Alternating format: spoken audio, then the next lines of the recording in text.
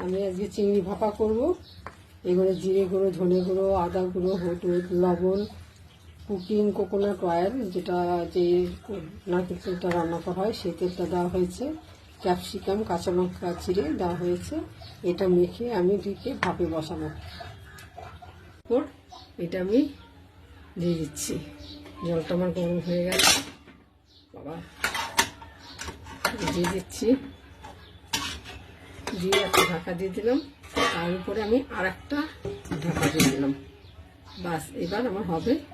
একদম কম আছে আমি এটা ভাপা করছি।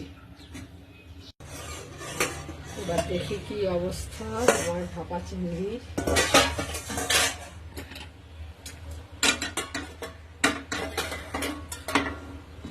ওয়াও, হয়ে গেছে। চেক করবো।